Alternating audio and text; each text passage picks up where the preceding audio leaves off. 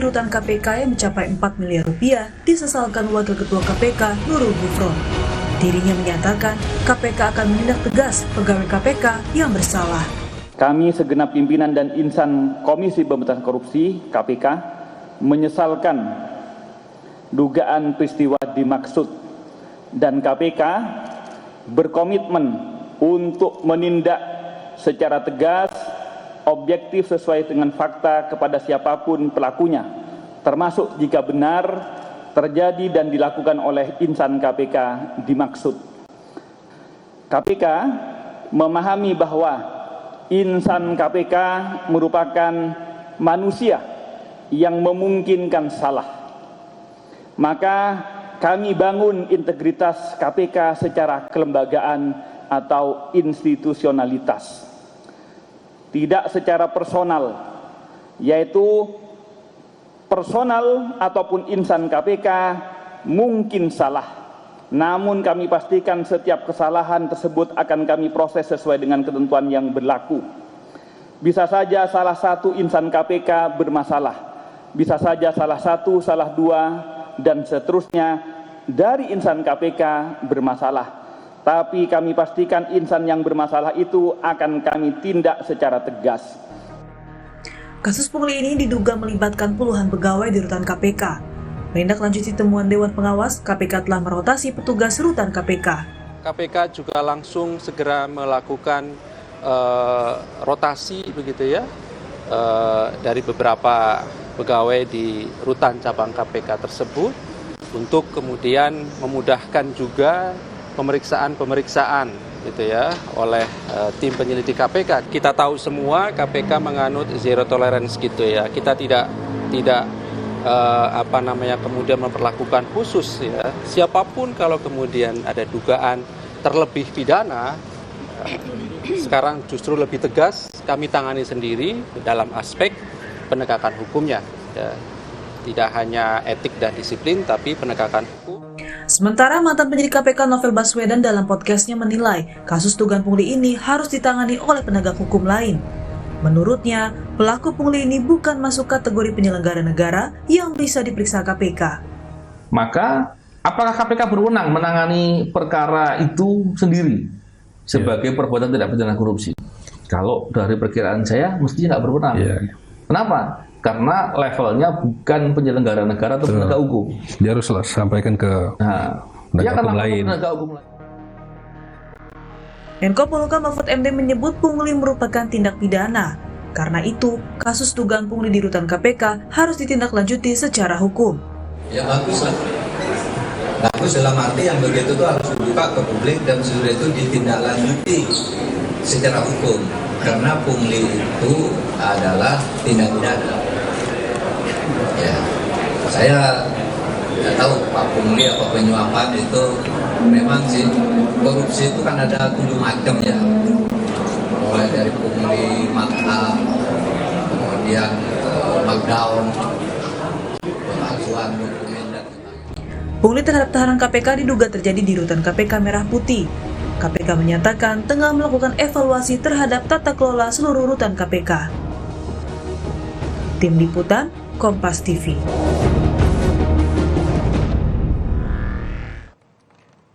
Ya, saudara, banyak orang kaget ada pungutan liar atau pungli di rutan KPK. Diduga setorannya mencapai 4 miliar rupiah untuk periode dari Desember 2021 hingga Maret 2022. Lalu bagaimana tindak lanjut untuk lembaga anti rasuah KPK ini? Perlukah ada campur tangan penegak hukum lain agar kemudian, ini yang paling penting, kepercayaan publik kembali untuk KPK? Kami hadirkan perbincangannya. Ada sejumlah narasumber hadir secara daring untuk Sapa Indonesia Pagi. Anggota Komisi 3 DPR RI dari fraksi PKB, Jazilul Fawait. Peneliti dari Pusat Kajian Anti Korupsi UGM atau Pukat UGM, Zainur Rohman. Serta mantan Komisioner KPK, Pak Muhammad Yasin. Assalamualaikum warahmatullahi wabarakatuh. Pak Yasin, Mas Zainur, dan juga Pak Jazilul. Salam sehat. Waalaikumsalam. Ya, salam sehat lagi. Pak Yasin dulu. Pak Yasin, semua orang kaget karena kita gini, saya biar mudah buat pemirsa begitu bahwa ya kita selalu dengarlah kalau di bawah Kemenkumham masih ada PR-PR untuk lembaga pemasyarakatan atau LP pungli masih terjadi, tapi nggak boleh dong terjadi di KPK. Tapi ini terjadi. Apa yang itu enggak? Ini kan selalu diawasi kan pegawai-pegawainya, dan saya tahu mereka mau ketemu sama reporter aja jaga-jaga banget itu Pak Yasin. Tapi kenapa di penjagaan rutannya sampai ternyata ditemukan pungli? Pak Yasin, apa yang terjadi itu? Menurut Pak Yasin, kalau berdasarkan pengalaman, itu kan harusnya dipilih khusus orang-orangnya. Ya, jadi secara singkat saya sampaikan bahwa periode kepemimpinan KPK yang kelima ini, dari aspek integritas ini declining. Declining itu merosot dan tidak mampu memelihara.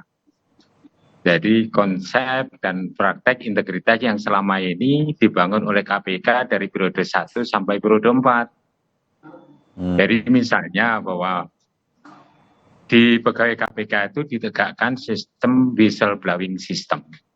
Ya. Jadi satu pegawai mengamati pegawai yang lain, bila ada yang menyimpang dilaporkan ke pengawas internal menindaklanjuti, kemudian dilakukan hukuman disiplin atau etik, dan apabila ada tindak pidananya maka diproses hukum. Bila tidak masuk penyelenggara negara ditangani KPK itu sampai pada tahap penyelidikan komplit, diserahkan ke kepolisian atau ke penegak hukum lain, yakni kejaksaan, itu dalam keadaan sudah 2 alat bukti yang cukup itu bagi mereka yang ditangani oleh KPK. Bukan hiruk pikuknya kami akan menegakkan integritas, itu terlambat. Dan jadi, ini nggak terjadi estafet, lagi sekarang menurut Pak Yasin? Ya, estafet untuk penegakan integritas, sistem integritas yang selama ini kita bangun, ini justru diciderai oleh internal KPK sendiri, baik pimpinan maupun jajarannya. Nah, ini untuk bisa menjadikan pemahaman kepada masyarakat. Ini kan edukasi bahwa ada perbedaan kepemimpinan KPK yang sekarang ini dengan periode sebelumnya. Apalagi yang sekarang ini ASN. Kalau dirotasi, hukumannya kecil karena ASN kan rotasi. Kalau kami dulu langsung dipecat yang begitu itu. Dan tidak harus melalui, apalagi Dewan Pengawas, diserahkan ke penyidik. Kemudian putusan untuk memberhentikan kan harus kita mengikuti SOP-nya ASN, ini yang merepotkan. Ya. Jadi berubahnya staf pegawai menjadi ASN ini menjadikan KPK ini tidak bisa berbuat tegas terhadap internal KPK di dalam penegakan etik dan integritas di dalam KPK. Itu Bung Bayu. Ya. Jadi jelas bagi saya, bagi publik, status ASN ini membuat hal-hal semacam ini nggak bisa tegas. Tadinya saya mau tanya juga sama Pak Yasin, tapi nanti kita lanjutkan rotasi, mengenai hanya dirotasi, kok cuma dirotasi gitu gemesnya ya kan Pak? Rotasi menyebarkan penyakit ke bidang lain itu nanti akan kumat lagi di sana nanti. Kalau cacat moral, cacat integritas di KPK itu idealnya ya dipecat. Yang daftar juga masih banyak itu. Kita melihat orang yang berintegritas di Indonesia masih banyak. Itu Bung Bayu. Ya. Terbayang apa yang kemudian terjadi dan sekarang dialami oleh KPK, karena sekali lagi agak sedikit mundur, ada perubahan-perubahan di dalam institusi KPK berdasarkan undang-undangnya. Mas Zainur, hari ini Harian Kompas di halaman politik dan hukum halaman 3 juga menyoroti sama nih analisanya dengan Pak Yasin. Integritas KPK memang mengeropos. Dan Mas Zainur, salah satu narasumber yang diwawancari Harian Kompas, mengatakan ini bukan kasus pertama loh. Nah, dari kasus yang dulu dengan kasus yang sekarang pungli dan bikin gergetannya tuh, baru cuma dirotasi ya, walaupun katanya akan ada follow up sih begitu dari internal KPK. Tapi apa catatan Mas Zainur bahwa ini bukan pertama kali dan mungkin dibandingkan penanganannya dulu dengan sekarang, Mas Zainur? Ya, Mas Bayu, betul. Dulu 2019 itu di bulan Juli ada seorang pengawal tahanan yang menerima sejumlah uang, meskipun mungkin nilainya kecil, tetapi itu adalah cacat integritas dari ajudan seorang tahanan KPK, Idrus Marham. Nah, ketika itu belum berlaku revisi Undang-Undang KPK yang baru, masih menggunakan Undang-Undang 30 tahun 2002. Langsung dipecat, Mas Bayu. Hanya 300.000. Iya, 300.000 langsung dipecat. Jadi sangat gas, keras, zero tolerance. Berbeda dengan penanganan yang sekarang, kita lihat prosesnya begitu panjang, berputar-putar, juga belum ada titik jelas. Kenapa saya katakan belum ada titik jelas? Persis Pak Yasin tadi sampaikan, dari proses pidananya saja ini belum clear. Kenapa belum clear? Kalau kita lihat Undang-Undang 19 2019, kewenangan KPK itu kan hanya menangani penyelenggara negara atau yang kedua kerugian keuangan negaranya di atas 1 miliar. Sedangkan untuk pungli ini kan kemungkinan kalau pegawai level bawah berarti bukan penyelenggara negara gitu ya. Yang kedua adalah nilainya mungkin 4 miliar itu akumulasi. Kalau diterima per orangnya mungkin kecil-kecil begitu ya. Jadi sebenarnya kalau dilihat dari kewenangan KPK sesuai Undang-Undang 19, ini tidak termasuk dalam kewenangan KPK sehingga memang KPK harus segera selesaikan penyelidikan, kemudian limpahkan kepada kepolisian atau kejaksaan. Nah, yang ingin saya juga tekankan lagi adalah perbedaan penanganan antara yang dulu dan sekarang itu juga menjadi tanda adanya perbedaan nilai integritas di KPK. Bahkan saya berpendapat bahwa memang ini tidak bisa sekadar dilihat korupsi di rutan KPK saja. Ini harus dilihat sebagai simptom pengeroposan nilai integritas di KPK secara keseluruhan. Ya, jadi kita lihat di level paling bawah keropos seperti ini. Kenapa? Karena tidak ada keteladanan di pimpinannya. Ya, seorang ketua KPK itu adalah seorang yang pernah 2 kali dijatuhi etik, Mas Bayu. Termasuk juga ada satu pimpinan lain, Lili Pintauli Siregar, sampai mengundurkan diri karena melakukan perbuatan pidana, menjalin komunikasi dengan pihak yang berperkara dan diduga menerima gratifikasi. Jelas merupakan pelanggaran etik dan juga pelanggaran pidana yang sayang sampai sekarang belum diproses secara hukum. Di level menengah pun, Mas Bayu, kita ingat ada Stepanus Robin Patuju, penyidik KPK, menerima suap dan gratifikasi dalam jumlah yang sangat besar, terkumpul sampai 11 miliar. Nah, itu artinya level paling bawah tidak mendapatkan keteladanan dari level yang paling atas, juga terjadi keropos di level menengah. Saya menyebut ini memang KPK sudah benar-benar total downfall gitu ya. Ini yang benar-benar maghrib syuruk gitu ya, bagi sudah KPK ini sudah sangat tidak tertolong nasibnya, Mas Bayu. Kenapa? Karena jualan utama KPK adalah integritas. Ketika di internal KPK sendiri tidak bisa ditegakkan nilai integritas, malah terjadi korupsi, maka legitimasi moral telah batal untuk menjual, mendakwahkan integritas kepada DPR, kepada pemerintah, kepada birokrasi, kepada dunia usaha gitu.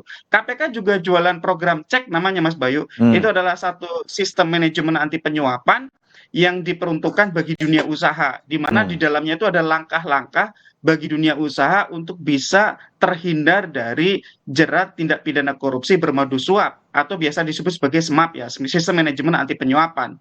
Di dalamnya KPK luar biasa ketika menawarkan sistem itu kepada eksternal. Tetapi ternyata sistem itu tidak berjalan di internal KPK sendiri. Tadi kalau misalnya kita dengar keterangan dari Pak Gufron, Wakil Ketua KPK, ya orang di KPK juga manusia biasa. Bisa salah. Kita bukan sekedar orangnya gitu ya. Tapi berarti sistemnya gagal, Mas Bayu. Sistemnya gagal mencegah terjadinya penyuapan, bahkan gitu ya, terakumulasi hingga sedemikian besar dalam jangka waktu yang rentangnya relatif lama. Saya terbayang sebuah institusi yang sistem internalnya gagal, jualan sistem ini keluar, kan begitu ya? Betul, sehingga legitimasi moralnya sudah batal, Mas Bayu. Nggak layak lagi KPK jualan integritas keluar kalau di dalamnya tidak bisa menegakkan nilai integritas. Oleh karena itu ya ini menurut saya sudah saatnya kita restart ulang KPK. KPK sudah tidak punya dasar moral lagi untuk bicara integritas misalnya kepada DPR ya, salah satu pasien utama KPK gitu ya, atau juga kepada para birokrat atau dunia usaha, Mas Bayu. Greget yang sama saya rasa ada juga di publik ketika saya mengatakan kalau di lembaga pemasyarakatan okelah kita masih maklum dan selama ini lembaga anti korupsi KPK ini kan menjadi institusi terdepan kalau memberantas KPK, tapi terjadi juga nih di rutannya. Pak Jazilul, apa yang DPR rasakan juga, terutama Komisi 3? Komisi 3 juga yang menyetujui undang-undangnya, tetapi melihat mengeroposnya integritas di dalam KPK. Saya membaca lagi judul dari halaman 3 harian Kompas hari ini. Ini kan banyak kasus sampai ke pungli ini, kebocoran informasi dan lain-lain. Apa ini juga mengundang juga DPR melihat hal yang sama seperti Pak Yasin, seperti publik dan juga seperti Mas Zainur? Pak Jazilul, ini sudah krisis KPK?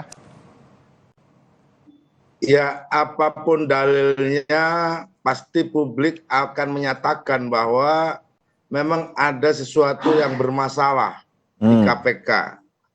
Namun pada level-level masalah, saya pikir tentu harus dipilah-pilah agar lembaga KPK yang selama ini terdepan, yang selama ini memiliki integritas, tidak makin keropos. Iya. Jadi ini tugas kita bersama. Jadi bukan hanya kita mengolok-olok KPK atau mengolok-olok sistem yang ada di KPK, tapi kita juga bisa memberikan solusi-solusi. Misalkan kalau memang ini karena faktor undang-undang, ya kita perbaharui undang-undangnya, kita revisi. Mungkin bukan UGM bisa mengusulkan kembali ke fraksi PKB atau ke fraksi yang lain di DPR. Kalau ini menyangkut soal integritas orang per orang, saya yakin dan akan juga kami lakukan dalam seleksi ulang yang ada di pimpinan KPK nanti untuk melibatkan lebih luas lagi publik yang ada. Namun kembali kepada perkara yang ada ini, tentu kami di Komisi 3 sangat miris dan cemas pada posisi integritas KPK, karena memang pungli ini memang bukan menjadi wilayah KPK, tetapi pemerintah, presiden itu sudah membentuk Saber Pungli, Satgas Saber Pungli. Jadi satuan tugas sapu bersih pungli. Loh, kok ternyata ada di tempat yang semestinya tidak boleh ada, di rutan KPK itu. Kalau di rutan KPK saja ada, maka di institusi dan di tempat-tempat pelayanan publik lainnya akan lebih parah lagi itu. Maka oleh sebab itu, fenomena terjadinya pungli di rutan KPK ini bukan hanya fenomena KPK, tetapi fenomena integritas pelayanan publik di Indonesia.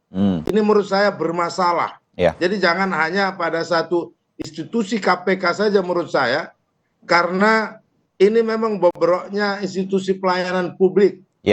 Mengingat ironisnya Pak Jazilul, pungli terjadi di KPK, Komisi 3 akan memanggil KPK? Tentu itu akan kami pertimbangkan dan teman-teman pimpinan yang nanti akan memutuskan di sisi itu. Karena apa? Sesungguhnya ini menurut saya tidak cukup hanya KPK saja yang dipanggil menurut saya. Karena ini akan berlangsung pada institusi-institusi yang lain, Saber Pungli ini, praktek pungli ini.